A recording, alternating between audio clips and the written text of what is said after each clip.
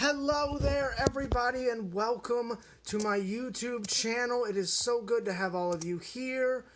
If you don't know who I am, my name is Tyler, and I am here to entertain you and educate you during these tough times. And what I mean by and today is an educational video. Today we are going to talk about staying home. Hold on. Dang it. Dang it. Dang it. There we go. We are going to talk about staying home and some of my tips that I have for you to stay home. Sorry, I'm just loading my notes here and they're not cooperating. There we go. Now they're good.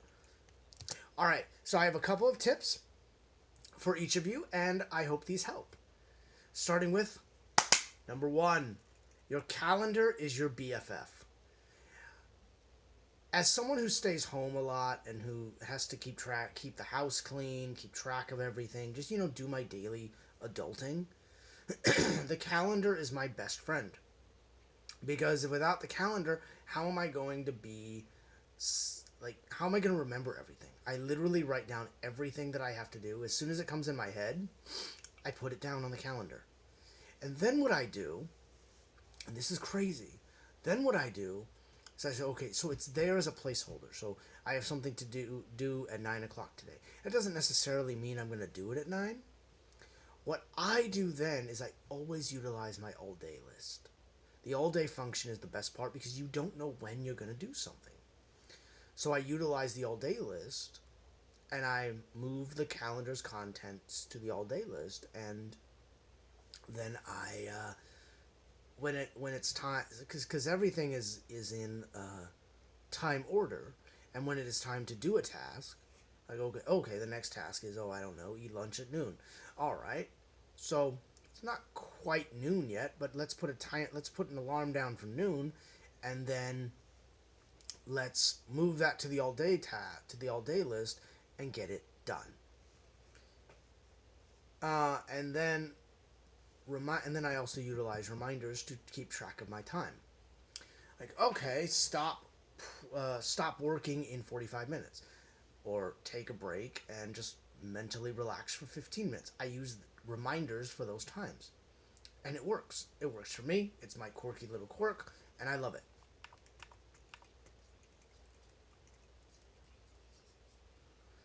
All right, number 2, we have Slack and Teams. Slack and Teams are the two biggest tools for keeping yourself occupied in terms of communication when it comes to your companies.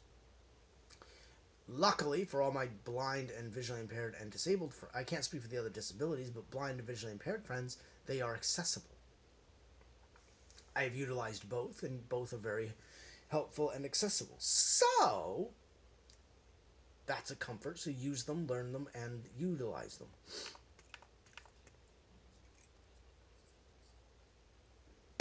Number 3, for all my educators out there who want to handle hearing impaired content, want to be accessible to hearing impaired users, but still want to utilize Zoom. Zoom at this time does not offer ASL protection, does not offer the ability for an ASL translator to be on the call at the same time as the speaker. At least I haven't found a way to do it yet. If anyone knows, let me know in the comment if there's a way to have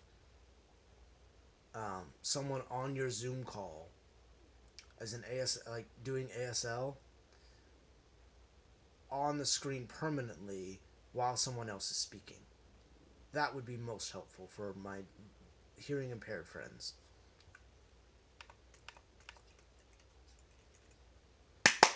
Number 4, excuse me, I can't count. Number 4, honestly, get dressed. Get dressed.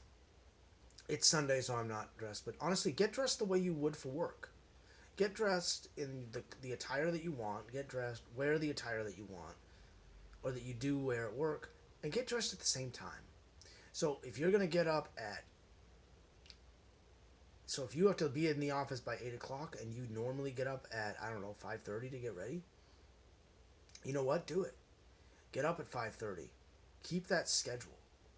Keep that schedule. Even though you're not going anywhere, treat it as if you are, because that'll keep you from getting lethargic and lazy.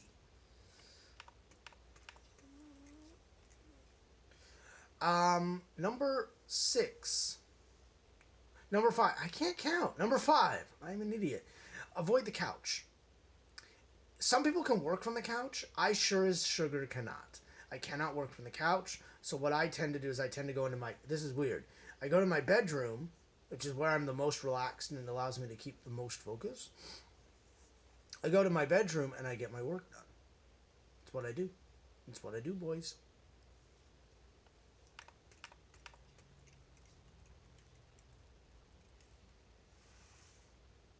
Event, ask mom about paper bags 10:34 to 11:34 a.m. See? Remember earlier when I had that, when I said that I'll be putting things on reminders or events and then listing them? Well, there's that.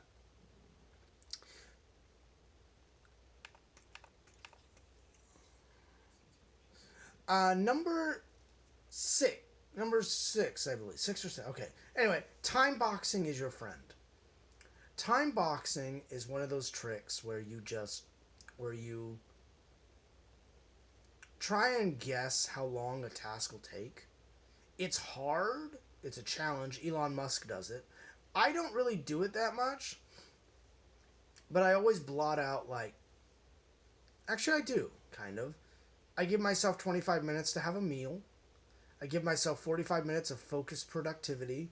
Give myself usually 5-minute breaks. It's kind of like an advanced Pomodoro. That's pretty much that's what I have to do these days, is I have to just keep myself focused on time.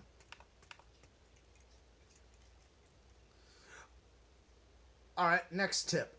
When something is done, whether that's a home task or helping your kids with work, schoolwork or whatever, remember how I write everything down? Delete it. When it's done, delete it, because then your list won't soon seem overwhelming. Delete, delete, delete. Mark it off and delete.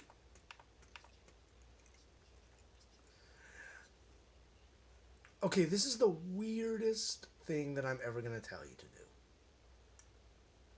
If you take the bus, put it in there. Put it in your daily schedule. So say you usually take the bus, you leave the house at 7 o'clock to take the bus for a 15-minute ride. Put that in your schedule and use that as downtime.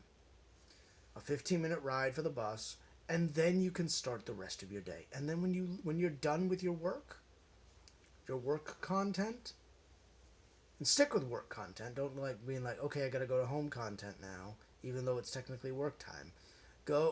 Then schedule your afternoon bus trip and call that a day. Doesn't that sound like fun? Well, that's the end of this video. Sorry if it was choppy, but hey, it was helpful. Let me know if this was helpful to you in the comment section, and please share. I would love it if you share it. Thank you so much, and have a pleasant day.